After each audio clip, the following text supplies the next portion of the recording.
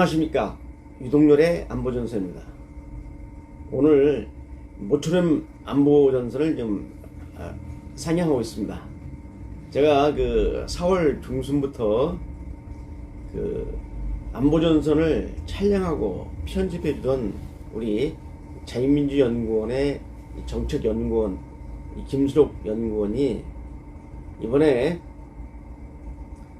국민의힘당 공천을 받아가지고 강서구 가선거구의 구의원으로 이번에 뛰었습니다. 그래서 오늘 결과가 발표됐는데 당선이 되었습니다.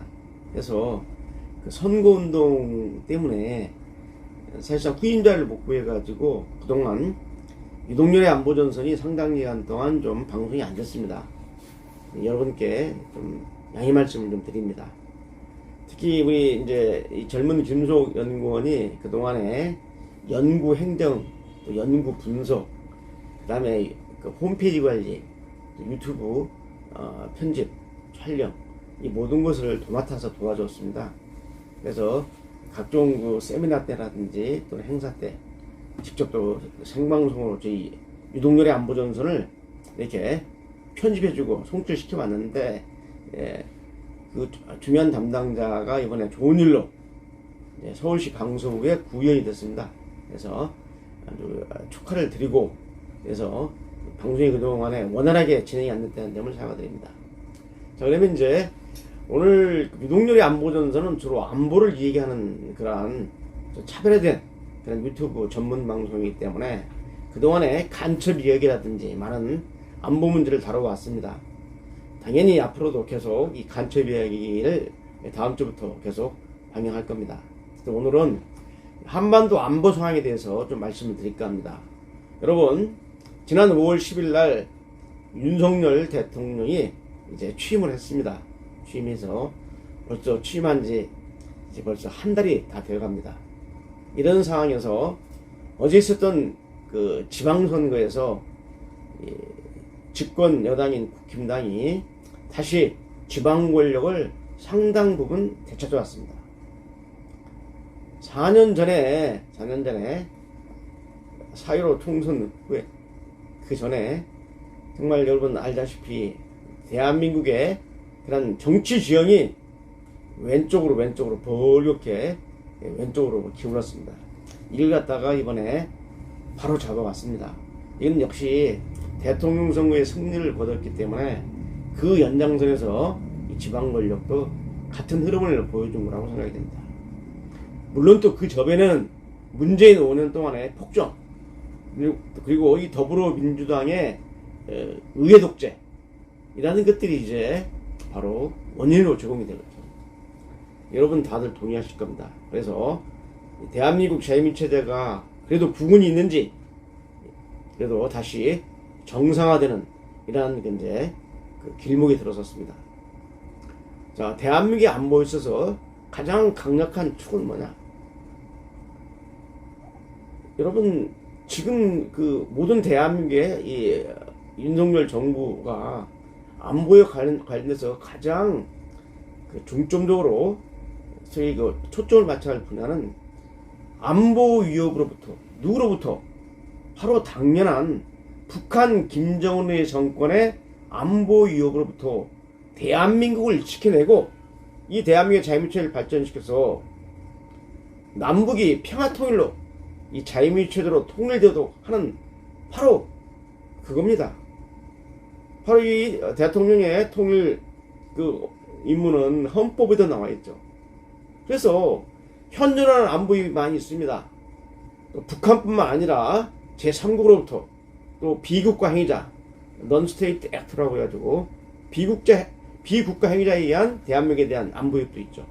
특히 사이버 공간에서 바로 이러한 비국가 행위자들의 안보 위협이 지속이 되고 있습니다. 그렇지만은 이러한 여타한 안보 위협에서 가장 중요한 안보 위협, 또 현존하는 가장 큰 안보 위협은 바로 북한 김정은 정권의 안보 위협입니다. 따라서 윤석열 정부가 안보 정책을 수립하고 실행할 때 가장 중점적으로 봐야 할 대목은 바로 이 북한입니다. 그래서 대한민국의 안보를 지켜주는 세 가지 축이 있습니다. 그 첫째는 뭐냐면 안보무장령입니다. 이 안보무장령은 한미동맹에 의해서, 한미동맹은 한미군사동맹이다. 한미동맹에서 이루어지는 겁니다. 그래서 물론 대한민국 국군의 역량도 대단하지만은 세계 최강의 미국과 한국과 미국이 양국이 동맹, 밀리터리 얼라이언스, 군사동맹을 맺어서 한미동맹은 바로 이 군사동맹을 기반으로 하고 있습니다. 세계 최강의 미국이 한국에서 전쟁이 발발했을 때 바로 미 본토에서 69만 명의 미 육군, 해군, 공군, 해병대 등 이런 그 전력들이 이 전략 자산과 함께 바로 대한민국으로 와가지고 막아주는 겁니다. 그래서 북한 김정은 정권의 강력한 남침의 억제력은 한미 동맹이 있습니다. 세계 최강의 미국과 이 한미 동맹 때문에 김정은이가 섣부른 행동을 할 수 없는 것이죠. 강력한 전쟁 억제력인데 그동안 문재인 정부 5년 동안에 바로 이 한미 동맹에 신뢰위기가 발생했습니다. 말로는 문재인 대통령이 한미 동맹을 중요성을 강조했지만 행동으로는 나타난 행태를 보게 되면 한미 동맹을 바로 무력화시키는, 균열시키는 일들을 해왔어요. 이 대한민국은 바로 여러분이 더 잘 아시잖아요. 세계 최강의 미국과 대한민국이 강력한 동맹을 맺어가지고 이 동맹 속에서 대한민국의 위상을 발휘할 수 있는 것인데 바로 이 문재인 정부가 친북한, 친북, 친중국, 친중, 반미, 반일 노선으로 지나갔어요. 여러분 다 아시지 않습니까? 그래가지고 한미동맹에 상당한 문제가 발생했습니다. 이번에 윤석열 정부 등장 취임 이후에 바로 제일 먼저 바이든 대통령이 대한민국을 방문해 줬습니다. 그래서 이 한미동맹이 다시 복원되는 그러한 것을 전 세계에 과시하고 북한 김정은 정권이 핵을 가지고 장난을 못 치도록 하는 강렬한 억제 의지를 한미 양 정상이 보여준 겁니다. 그래서 첫째, 대한민국의 안보를 지켜주는 강력한 지탱력은 바로 한미동맹이다.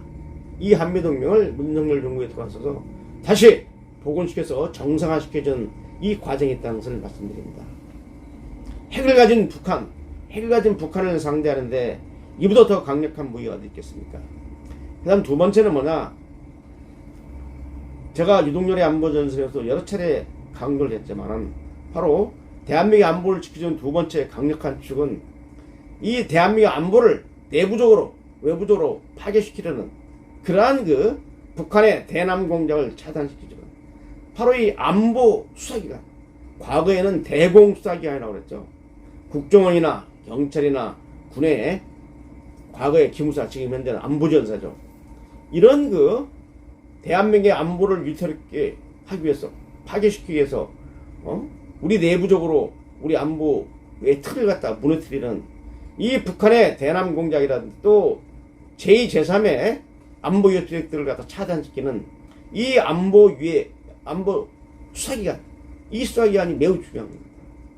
지난 5년 윤석열 정부는, 문재인 정부는 대한민국의 안보를 지켜주는 강력한 대공수사기관을 무력화시키는 데 앞장섰습니다. 국정원의 대공수사권을 갖다가 해체시켜버리고 파기시켜버리고 그 다음에 국군 기무사령부를 갖다가 해체시키고 안보지원사로 축소시키면서 1000여 명이 넘는 인원을 갖다 축소시켜버리고 그리고 과거사 적폐수사를 한다고 해서 이 경찰, 국정원, 과거의 군 기무사령부가 완전히 적폐화돼서 이 대공수사에, 안보수사에 손발이 묶여있는 상태였습니다. 다행히 윤석열 정부가 등장했기 때문에 이제 지난 문재인 정부 시절에 훼손된 이러한 국정원이라든지 국정원의 대공수사권이 다시 부활돼야 되고 경찰의 원활한 대공수사권이 유지가 돼야 되고 또 군 내부의 안보 위에 침탈 행위를 갖다 차단시키기 위한 바로 이러한 군 안보지원사를 국군 기무사령부 수준으로 다시 복근시키는 작업을 해줘야 됩니다. 그동안 북한 정찰총국이 가장 환호를 쳤던 대공사건의 폐지, 또 각종 안보수사기관을 갖다 적폐시해서 이걸 바로잡는다 하면서 실은 북한의 대남 강력한 억지력인 바로 이 안보수사기관들을 갖다 무력화시켰던 지난 5년의 이러한 현상을 되풀이해야지 해서는 안 될 겁니다. 그래서 윤석열 정부에 대한 기대가 큰 것입니다. 그리고 세 번째가 뭐냐, 대한민국의 안보를 지켜주는 세 번째 축은 바로 이것은 국민들의 굳건한 안보의식입니다. 이 안보의식은 맹목적인 안보의식이 아니라 객관적이고 균형감을 갖는 이러한 안보의식을 말하는 겁니다. 여러분, 그동안에 문재인 정부는 남북관계를 개선시킨다고 하면서 이 김정은과의 회담, 정상회담에 몰두를 해가지고 바로 판문점 선언이라든지 평양 공동선언, 또 판문점에서 또 만나는 이러한 일들을 해왔습니다. 그 과정에서 이 문재인 정부는 대한민국의 헌법적 가치인 자유민주주의 원칙에 어긋나는 일들을 많이 해왔습니다. 문재인 정부의 대북 정책의 특징을 들어가면 크게 네 가지입니다. 첫째는 살금살금 북한의 눈치를 보는 정책을 합니다.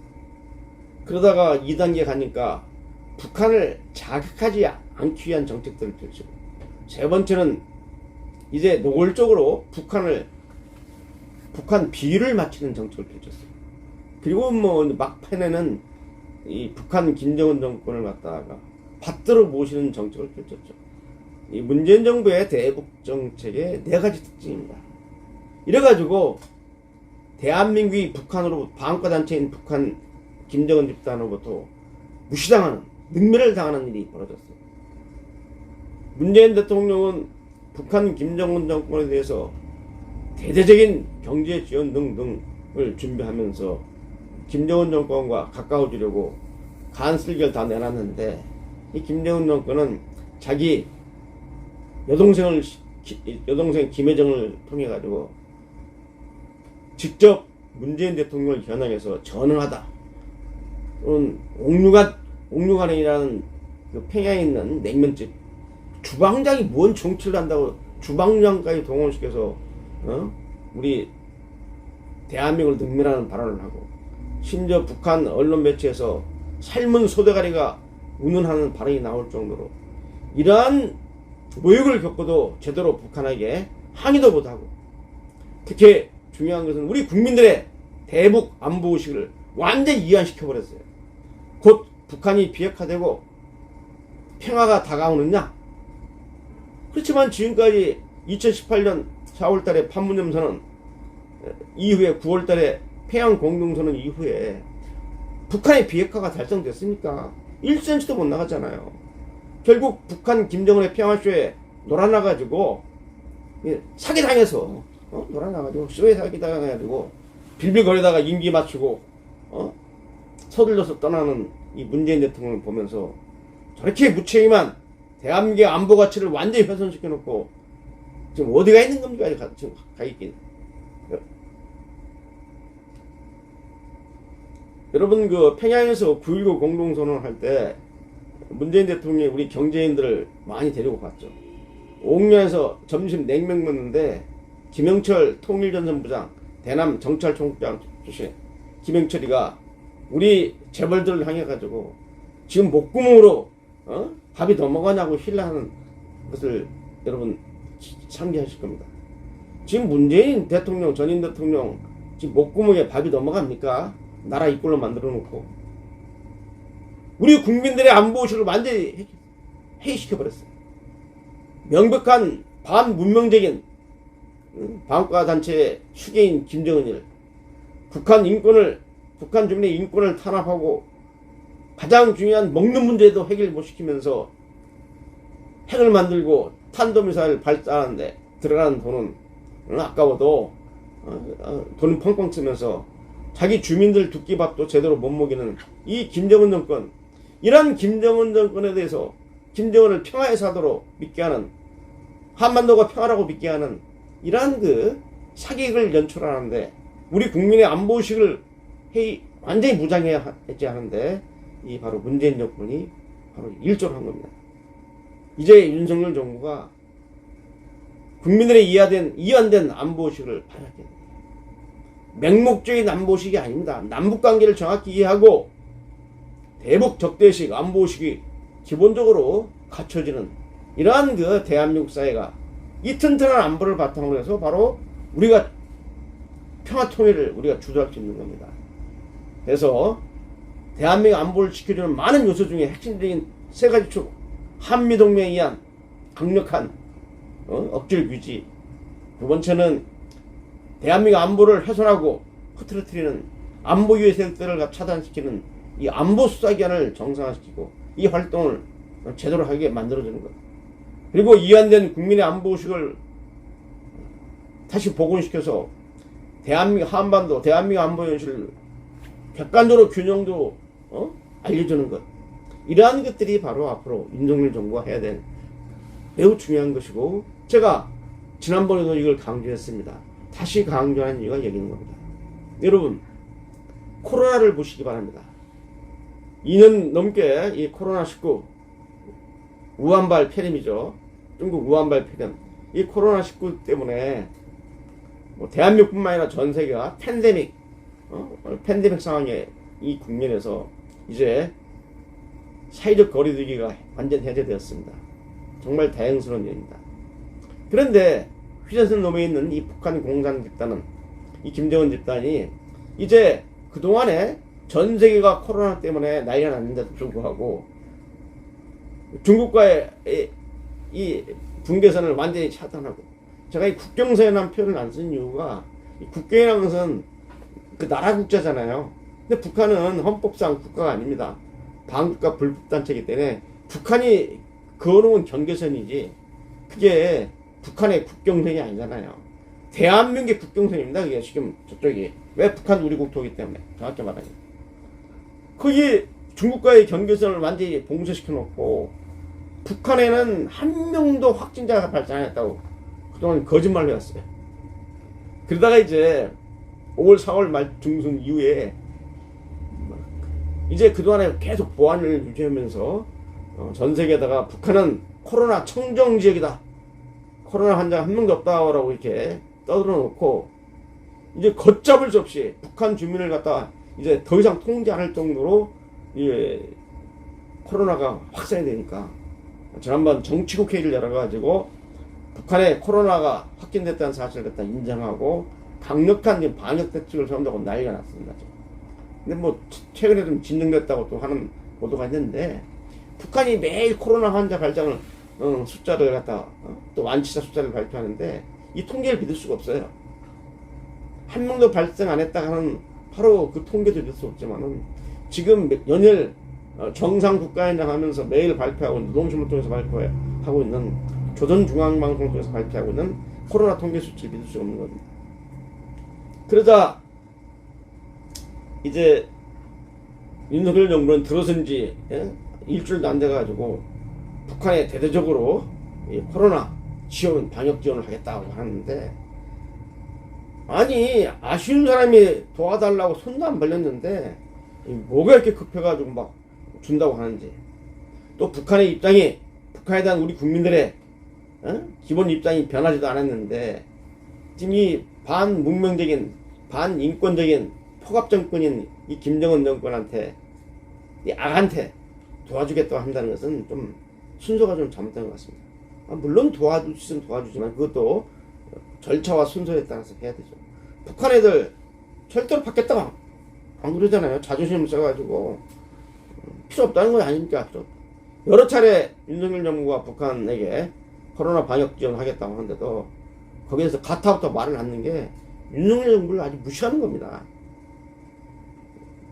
윤석열 정부 어떻게 평가하느냐면, 대통령 당선되고 난 그 다음날 나온 그 우리민족규례하고 조선신문 나온 걸 보면 뭐라고 나와 있냐면, 윤석열 집단은 아주 4대 매국 집단이라고 하는 이런 보도가 나왔어요. 그러니까 지금 나중에 별도로 말씀드리겠지만, 윤석열 정부가 어떻게 대북 정책을 펼쳐야 되는지에 대해서는 별도로 제가 말씀드리겠지만, 이런 식으로 접근해서는 절대 안 됩니다. 자, 다시 북한으로 돌아가겠습니다. 북한이 지금 뭐 아시다시피 코로나 방역에 총력전을 벌이고 있는데 여기서 하나 유의할 사람이 있어요.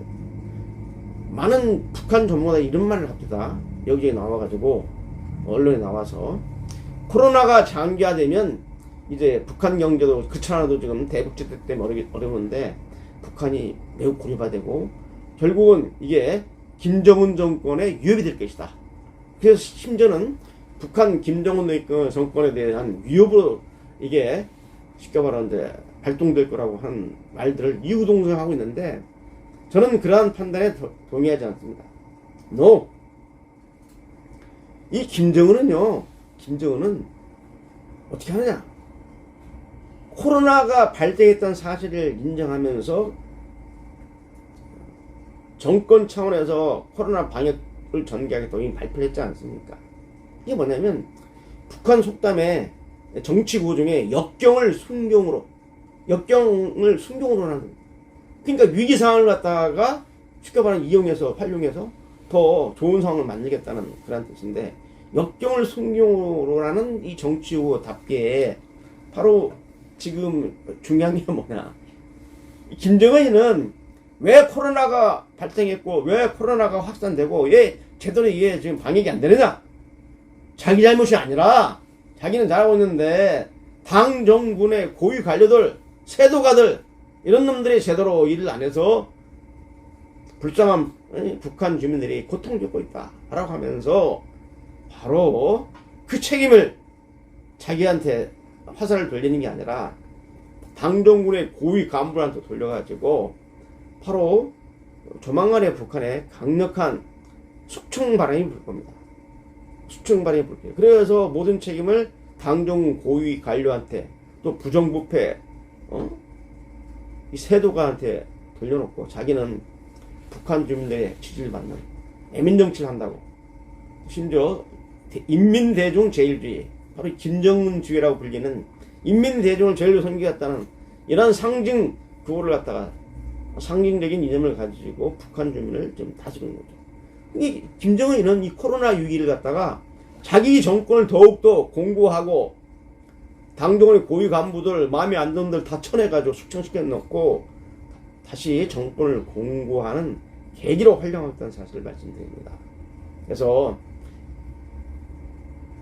저는 북한 이 코로나 사태가 심각해져서 김정은 정권 위기를 맞아서 무너졌으면 딱 좋겠습니다.